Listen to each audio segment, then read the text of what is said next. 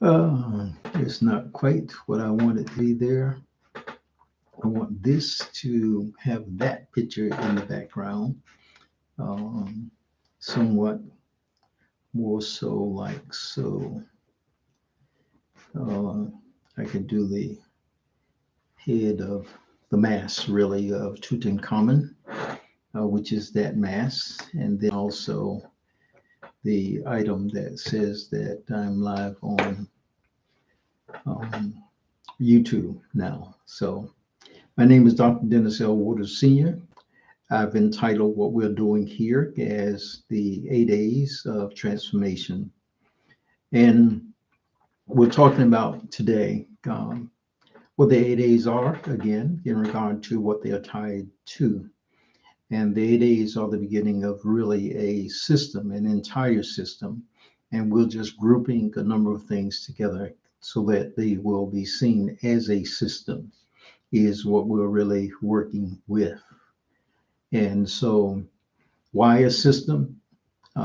Really, when you look at the 8 A's, they are a system within themselves. They are a system all by themselves. There is a relationship, if you will, between the alpha or the awareness and assimilation. We'll talk about that later. But awareness and assimilation, what you see at the beginning is what you look at the end, or what you become at the end. And a book that was called The 7 Habits of Highly Effective People by a man named Stephen Covey so many years ago, I believe 1979. He talked about begin with the end in mind. That's what you want to keep in your mind when it comes to this aspect of awareness and assimilation. Begin with the end in mind. Or, as I call it again, another name for it is the destination must be worth the drive. So when you start out, you need to know where you're going. When you start out, you need to know where you're going to end up. And so the aspect is begin with the end in mind. Begin with the end in mind. So have a picture of what you're going to end up with before you start out. And so be committed to that end as well, is what we're saying in regard to what you do. And that doesn't matter what it is that you're doing. Be committed, be clear on what you're going to end up with.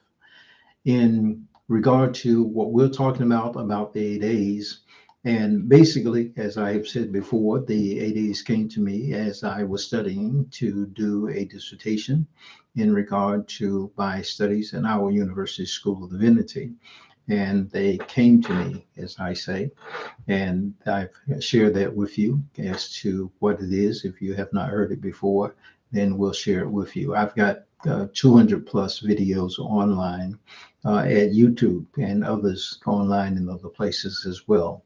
But the 8 A's came in 2005.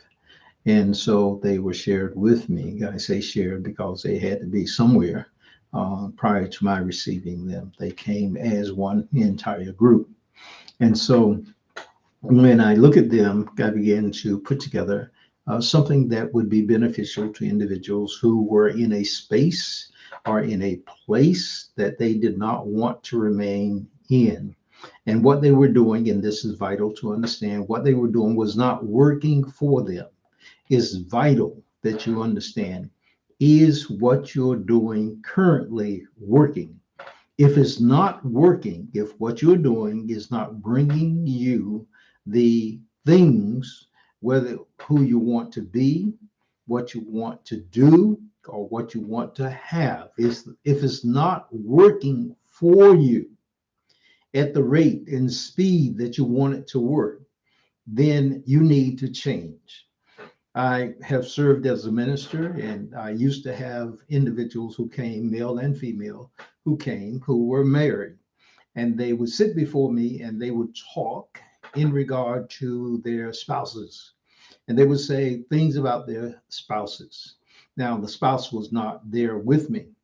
And I came up with this idea that if you see the need for change, you need to change. So if I see the need for change, I need to change. That's again why I'm even doing these videos, because there were some things that I wanted to bring about in the world.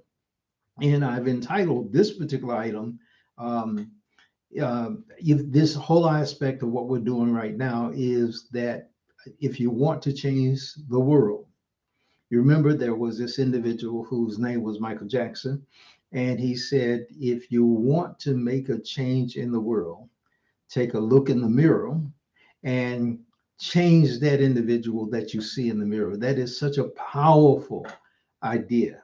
It's a powerful idea. It comes right out of the Bible, by the way. Comes right out of the Bible. It also comes out of the writings of so many individuals. That is the godness that is within us. The godness. The text says, as a man thinketh, or as a woman thinks in their hearts, that's who they are. As they think in their heart, that's who they are. Now, the heart is what the ancients were speaking about. Today, we talk about the subconscious mind. It is the same thing. As you think at the deepest, most inward part of yourself. And when we speak of the subconscious mind, there is the aspect of looking at an iceberg.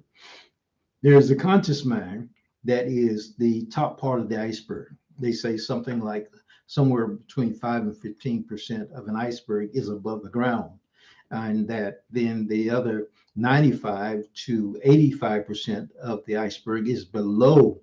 I said above the ground, but above the surface, if you will, above the water, if you will. And then the other 95 to 85% of the iceberg is below the water. You can't see it. You can't consciously manipulate it, if you will, or change it. And so that's what we're talking about there. That's when a person is doing something and they have no rhyme nor reason as to why they are doing it. And there are many illustrations about that. But if you see the need for change, then in some kind of way, at some point in time, you need to access consciously, not unconsciously, but you need to be aware of the subconscious or the subjective mind, as some call it, or the unconscious mind. All of those words are just other words, synonyms for the same thing. To be aware of it. I think it was Carl Jung says the cave we fear to enter is the one that he called it. The cave we fear to enter. That it controls our life, and we think of it as faith, something that we must go through or we must do. That cave we fear to enter. And I've related the 8A's to two theories, by the way. When it comes to those two theories, they are transformative learning theory and then the hero's journey. And some people say the hero's journey is not a theory. I don't argue with them in regard to that. I just simply use the hero's journey because it's easier for me to do in regard to what I'm doing. So I don't go through a whole process that would be a waste of my energy to do to do that and working with people. And I don't have energy, to waste in regard to things like that. But the whole idea is that you have a desire that you want to bring about, something that you want to change. And some people want to change the world. But as was said by Stephen Covey and others, the first person to change, including Michael Jackson, if you want to change the world, take a look at yourself and take a look in the mirror and change that person. And that's why we talk about the aspect, this is key, the becoming your authentic self. It is said that Oprah said, if I knew that becoming my authentic self would make me rich, then I would have become my authentic self sooner. I would have started sooner. So that's what she said, and or is alleged to have said. I would have started sooner in regard to that. And so we have a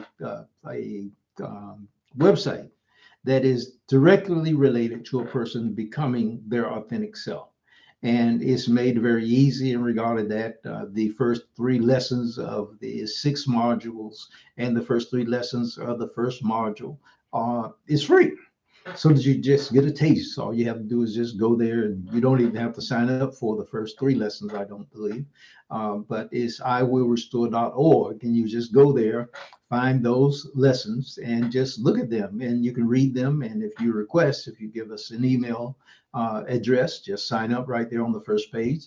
Then you'll be able to get the video or the audio that goes along with that. And you just go through and read it and then see how it feels to you, and then go through a process when it comes to doing the rest of them. And if you do the first three and you want to do the remaining, I believe it is five, give us an email. We'll send you those remaining five, and we'll make those for free as well. So you get the entire first module for free. It's becoming your authentic self. And indeed, the way that I look at this whole process that we're doing, and what I consider life itself, is to become who you really are. There's already a blueprint, if you will, for who you are. And I believe that has been laid from before the foundation of the world. Well, you may ask, as I've said before, and I say this all, the Bible is full of items that are in there. And if you want to see a modern day individual who talked about this, it was an individual who died a few years ago, passed away, or transitioned, whichever way you want to call it. His name was Dr. Wayne Dyer, Dyer. He has a number of books. It has a number of books that continue to sell. He had a book called The Power of Intention, which I read, and others that were dealing with this very topic. But he talks about how he grew up and what happened to him. And I believe it was part of it that he was raised in an orphanage. And he talks about this aspect of that some kind of way he made a covenant with the divine, that he would be born and that he would be raised in an orphanage. And he made that decision about life, that he would come and be born in an orphanage. And that was the training ground for what his life would become. And so I'm not the only one, and I'm not the first one, nor will I be the last one that brings forth this idea. There are people who have been impacted by life, gone through all kinds of things, and they have written about it. It's so many places that it has been written. And people, that's again, when you begin to grow and change and everything, you'll discover that there's an entire community of people all over the world throughout history who've had ideas. At least that's been my experience. And so when you widen the scope of what you know and understand, and you have a desire that you're committed to, the destination must be worth the drive, then you begin to grow in regard to that. And it's vital, because sometimes people want to change the world. They look at what goes on in the country, and there are so many things that go on in, I live in the United States of America, and today is July the 3rd, 2023. And there were some things that happened on the political scene just a few days ago. And you look at it and you can say all kinds of things in regard to the whole government structure, the three branches, and all of those kinds of things. However, in India, a few years ago, or maybe 50, 60, 70 years ago, whatever it was, the people of India were under a rule, colonial rule. And there was a man named Gandhi. And what Gandhi said was change from within. Dr. Martin Luther King got the idea of nonviolence from this man named Gandhi, Mahatma Gandhi, if I'm saying that correctly. And it was changed from the individual from within. Begin with Gandhi. And he went through that entire process, and he changed. He demanded nothing of individuals except what he demanded of himself. And as a result of that, you may remember that they show the aspect of the making of salt. And they said it was forbidden to make salt. Salt was something they sold, a British sold. They claimed the right, the imperial right to make salt. And Gandhi decided that he would walk to the ocean and make salt, if I understood correctly. And he started walking. He was miles away from the ocean, and he started walking. And by the time he got there, he had all of these people who were following him from the country. He just started walking. And they then individually joined him. When he got there, they told him he could not go into the water. And then as they went forth, one by one, they would hit them, according to the movie that I saw, one by one. If you want to make a change in the world, you start with one individual. And this is part of my attempt to change Dennis L. Waters Sr. Me, my 8As, because a person asked me, what are you going to do with these 8As? And they're still asking me the same question. They're still asking me the same questions. What are you going to do with this? What are you going to do? So as I look at it, it has to do with my changing. Individuals have talked about the power that is within me. I had a chance to be at a graduation party for my grandson on yesterday. He is Dennis L. Waters III. Isn't that amazing? I tell people I'm Dennis L. Waters the first. And my name is Dennis. The Greek is Dionysius. Dionysius is considered the twice born. There's a whole hero's journey story with that. Dionysius. My initials are DLW. There are a number of these DLWs. There's a whole story that goes along with that as well. I like it. That whole thing that goes along with that, I just make it up. Because some of the stuff that we've read and studied and everything else, people made it up. And so I might as well make it up. And I like the way that I make it up. I might as well write my own story.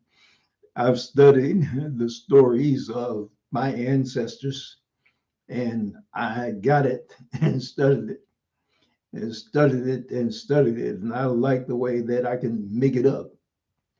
And so as I go forward and I look at this young man, I tell him that I'm the smallest, meaning as far as size is concerned, DLW. And they are larger than I am in every way. And then there are others, and I am so proud of them. It's a wonderful story. I tell others that my mama would be glad, my daddy would be glad, my ancestors would be glad.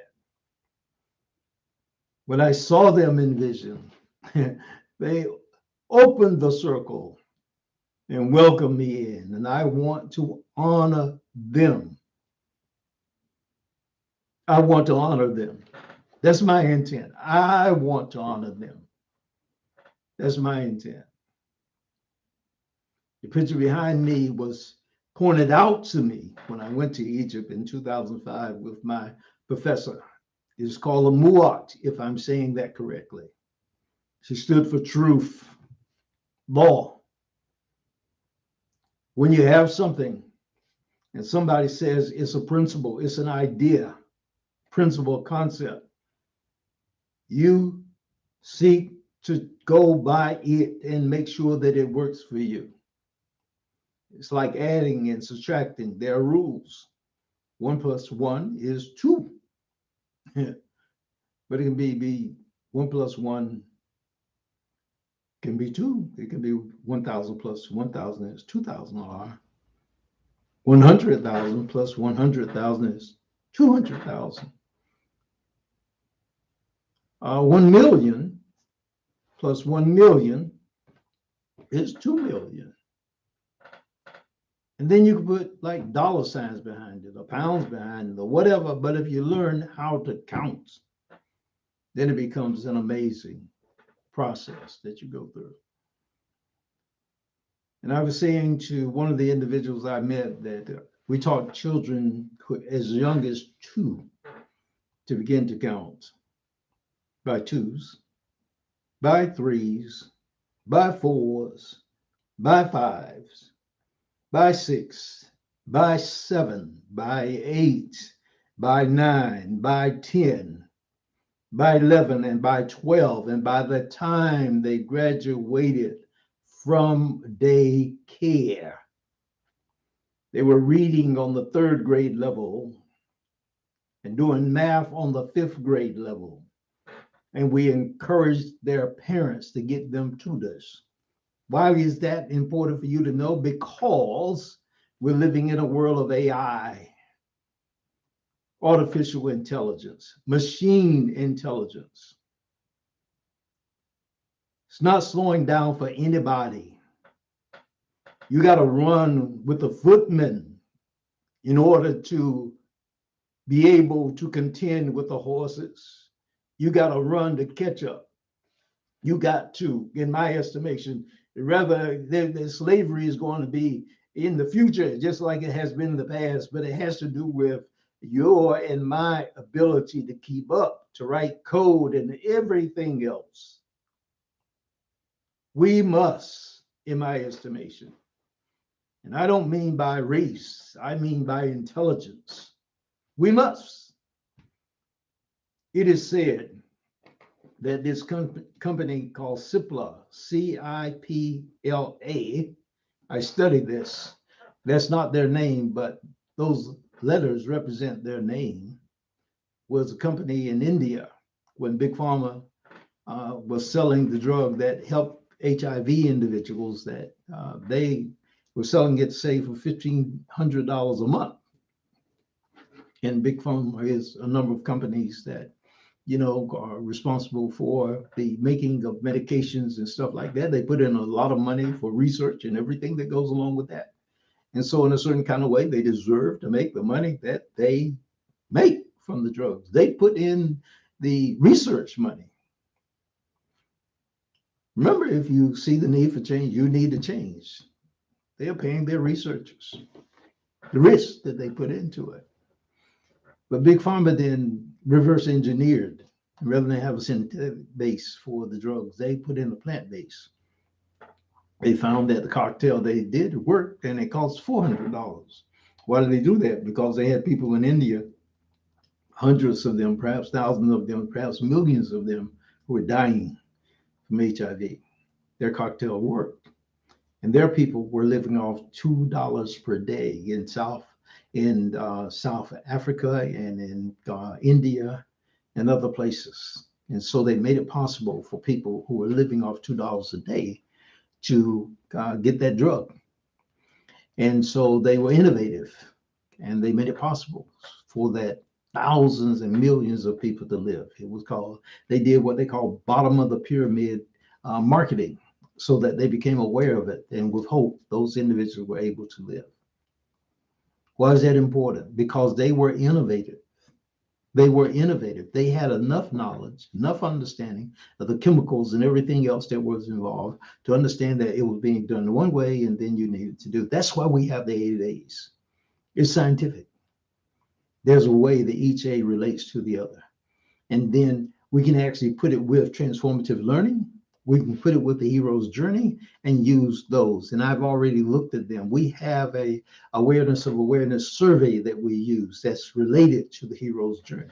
And there are other systems that we can put it with. Anything that has 7 items that are involved, they can be related to items that have 12. They can be related to items that have 32 steps, whatever it may be. We can relate it to it. I know, because I put them there. I put them there. And so that's why individuals say, let me go through some other things in regard to what we're doing. And you have to watch this, may have to watch this a number of times in order to understand it. Why do we want to do this? Because we are already working with people all around the world. All around the world. And as I said, the individuals have taken the structure and they have put their own set of 8 A's with them. I don't know about all of them, because I get the information that a person has mentioned Dennis L. Waters in a particular paper, academic paper, or whatever it may be. And I haven't checked out to see if it was me. There are a number of Dennis Waterses, by the way, who are writing papers. They are not all me. Could be. They could have it actually right. But let me just mention our system a little bit that we work with. We begin with 4 Ds, 4 Ds. Now, please understand that I didn't just say that I talk about fourth dimension and an individual will say, well, you're not talking about fourth dimension. I'm using what is called an analogy, a metaphor for to make a point. So I'm not trying to give you a mathematical formula for what fourth dimensional is. Please, God, that's not what I'm talking about. So 4 Ds, we talk about desire. Everything begins with desire. If you want a deeper understanding of that, there's a man named Thomas Thorwood. He's got a whole article, and I can share it with you in regard to what we talk about when we talk about desire. But it's something that you want, something that you desire, something that you imagine, and you come up with it, and it brings something within you that attracts you to it, something you desire. So that's the first D. The second D is define, or we call that making it definite. You have a vision of it. You have what is it? You make it definite. You write it out. You vision it out. You have a mind map of it, something where you make it visual. You make it something that's concrete in regard to that. The third D is this divinely intended. And when we say divinely intended, whatever way you want to put that, it's divinely intended. Something that gets the aspect that there's something bigger than yourself that's involved with what you're doing. And again, we've got things that can help you actually articulate this in whatever way you might want in regard to that. And then we talk about it being lived on the fourth dimensional level. Fourth dimensional means using your imagination, other senses, whichever way you go. It may be a sound that you hear that tells you when it's right for you. All of these are ways that it works out so that you know it's something that's real, because it becomes vital that you actually, as we say, step into the picture, that you hear the sound, that you're there already. Because remember, David said before, this aspect, before you were formed in the womb, it was already done. And so you understand how that works, that it's already done. It's not something that's going to happen as far as spirit is concerned. It's something that's already happened. God didn't wait until, or spirit didn't wait until, or the force didn't wait until, or the energy didn't wait until we showed up in order for God to have worked it all out in our behalf. That didn't happen. And God is for us. The text says, beloved, I wish that you would prosper and be in health. So God is for us. God fights for us. That all of that, whatever way you want to look at it. People used to think that that God is sitting somewhere waiting to judge us and cast us into hellfire, whatever that might be. That whole piece of foolishness, as far as I'm concerned. And there are a lot of other writers. So the whole aspect of the 4 Ds. Now there are other 4 Ds in regard to that. There are other 4 Ds. I've worked with what is called appreciative inquiry, and they are working with 4 Ds as well. They have their own 4 Ds, and I don't have any problem with their 4 Ds at all, none whatsoever. Again, that whole thing. And then we have 4 more steps that work with this thing that we're working with. We call those just 4 additional steps. And those steps, again, we're working with people who had the aspect of having been abused, suffered trauma, and we're trying to move them forward. That's just another step. Can you take another step? Can you take another step? And if they didn't get to the end, here's another step. When you've been abused because of losing voice, identity, and time, then we say to them, take 100% responsibility for your life. At what point do you want to take responsibility for your life? 100%, other than blaming, whether it's mama, daddy, sister, brother, time, God, anybody. Take 100%. You can begin right now. Take 100% responsibility for your life. That's what we're working with in regard to that. Take 100% responsibility for your life. Whatever time you want. You can go back from before time. Take 100% responsibility for your life. You begin where you can begin in regard to what's going on. 100% responsibility for your life. Stop blaming anybody. So we say blame no one. Blame no one. No one thing. There are a whole lot of factors that have to go into anything that is being done in life. Anything. Whole lot of factors. If you just look at any one thing, there are a whole lot of variables that have to go into anything happening. And just one thing can cause something to not happen or to happen. And so we work with that in regard to that. And what we want to do is just help a person to be free. And then we say, forgive everybody. Forgive everybody. You know, and I say these things because I had to practice it. Forgive everybody. My mom, my daddy, sisters, my brothers, everybody. Forgive everybody. Just forgive everybody. Go through the whole process. I don't mean actually just think you forgive them, write it out.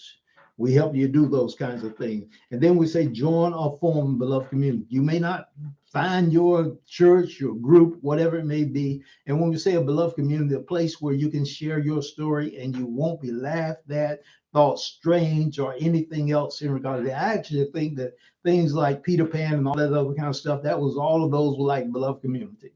People who've been marginalized and all that kind of stuff, they had to go look and find people who would accept them just as they are. That's what all of that stuff is about. And so that's what they were looking for in regard to that. So that's what we're looking at in regard to this. And so we had this whole thing. Just if you read various stories and stuff like that, whatever it may be, it can be Huckleberry Finn and them his desire to travel the Mississippi. And the Mississippi is an awesome waterway. An awesome waterway when you study that. And the whole piece of the 8 A's that follows that. And the 8 A's is a meditation piece. I've got meditations that go along with it that I work with in regard to that sort of an individual. Why? Because if you just keep complaining, if we just keep complaining about the way life is, it really does not get us where we want to go. It does not get us where we want to go. We are made, according to the biblical statement, in the image and likeness of God. We are made in the image and likeness of God. And if you don't have to believe that. I do believe that. They used to say that, that we are born with a certain level of intelligence. Foolishness. Foolishness in my estimation. Foolishness. I believe the brain is a muscle. And the mind, there's what they call a collective mind. Where did you get that from? I read Emerson. It is Emerson that says there's one mind that's common to all individual men. One mind that's common to all individual men. And if you read Emerson, I think it's his writing that is entitled History. And he says there's one mind, and basically in that place, he says anything that anyone has ever done, we may do. It is an awesome statement because I've tried a whole lot of things and failed, really failed. But that's what he seems to say. And so how do you go about this process? That's what the 8 A's are about. Do you want to change? And if what you're doing is not working, and that's the key. If it's not working, don't just blame everybody else. Not your mama, your daddy, your sisters, your brothers, not the president of the United States or the past president of the United States of America or the other countries or anything else. We are right here, right now, in this time. We are here.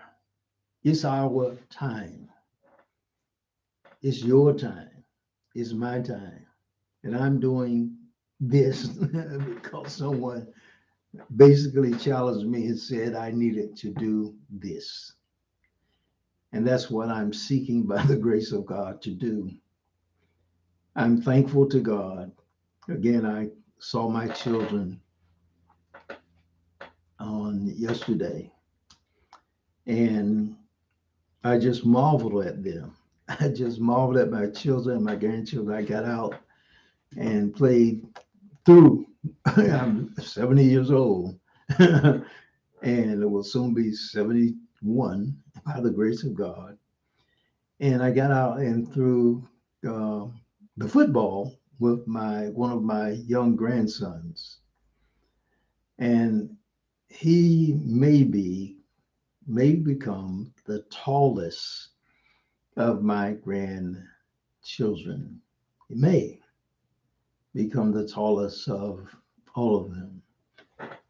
And I just looked at him, and I remember one of my sons went fishing with my father, and I thought I might have had a moment with one of my grandsons that was something like when my son went fishing with my father.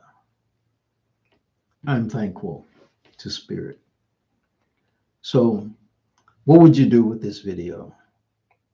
What will you do?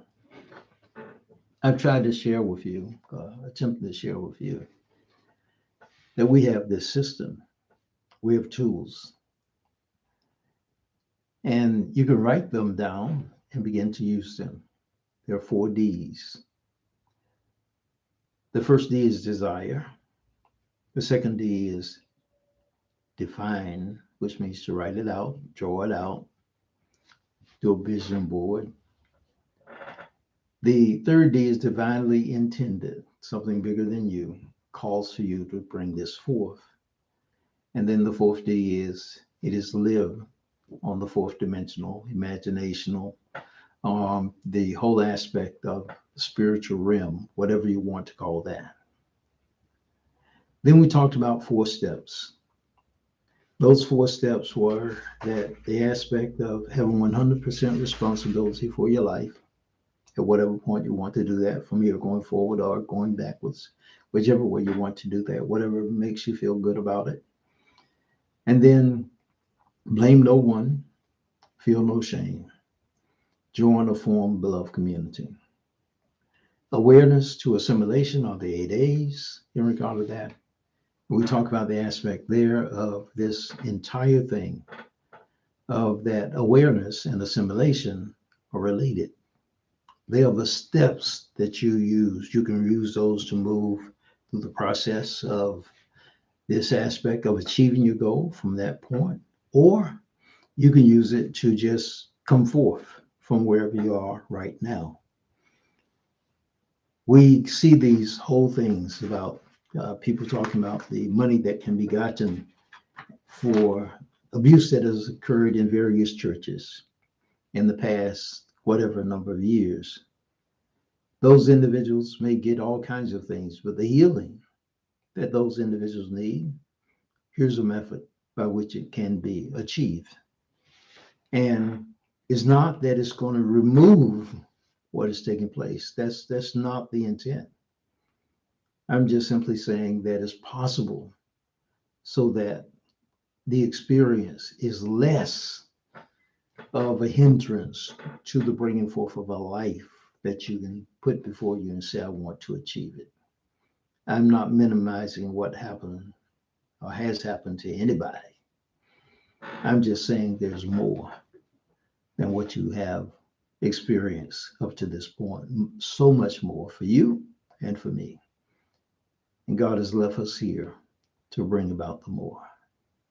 Blessings to you. info@iwillrestore.org. You can go to the website, and I believe that I've set it up so that the website comes up to the first page, and there's a place to sign up.